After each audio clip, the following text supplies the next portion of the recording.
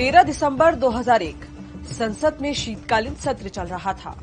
तभी सुबह लगभग 11:40 पर 5 आतंकवादी एम्बेसडर कार से संसद भवन परिसर में घुसकर फायरिंग शुरू कर देते हैं। सीनियर जर्नलिस्ट संदीप यश बताते हैं कि उस समय मैं जैन टीवी में काम करता था। मैंने मेन गेट से निकलते हुए राशिद अल्वी की बाइक ली थी और वहीं खड़ा था और दूसरे सांसद के निकलने का इंतजार कर रहा था।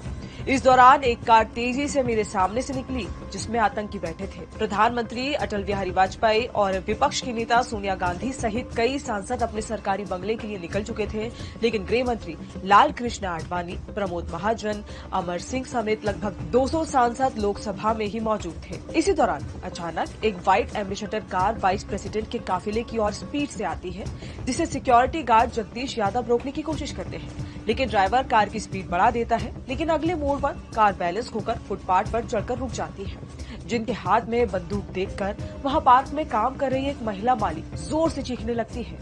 आतंकियों ने उसे गोली मार दी। उन्होंने AK-47 से अंधाधुंध फायरिंग शुरू कर दी।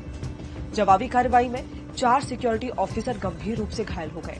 करीब 11:40 पर संसद के अंदर अलार्म के बजने के बाद सदन में मौजूद गृह मंत्री लालकृष्ण आडवाणी और रक्षा मंत्री जॉर्ज फर्नांडिस समेत सरकार में शामिल सीनियर मिनिस्टर्स को सुरक्षित जगहों पर लेकर छिपा दिया जाता है। एक आतंकी ग्रेनेड की पिन निकालकर आगे की ओर बढ़ रहा था, लेकिन वो सुरक्षा में बिछे तार में उलझकर गिर जाता है, जिससे ग्रेनेड फट जाता है और उसकी मौके पर ही मौत हो जाती है।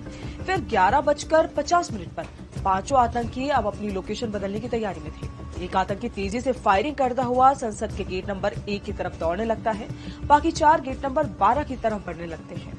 ये किसी भी तरह से संसद के मेन गेट से होते हुए उसके अंदर जाना चाहते थे, लेकिन संसद भवन के दरवाजे की 9 सीढ़ियों से पहले ही उसे सुरक्षा कर्मियों ने ढेर कर दिया था। दोपहर के 12 बजे तक सुरक्षा एजेंसी के जवानों ने बाकी चारों आतंकियों के रास्ते ब्लॉक कर दिए थे और दोपहर 12:10 तक 5 आतंकियों को मार गिराया जाता है और ये ऑपरेशन खत्म होता है। हम ये नहीं जानते थे कि कितने आतंकी हैं। हमें लगा कि हो सकता है कोई छिपा हुआ हो जो बाद में कोई बम धमाका कर दे। हमने सघन तलाशी अभियान चलाया और कुछ ही घंटों बाद हमें संसद भवन के क्लियर होने की खबर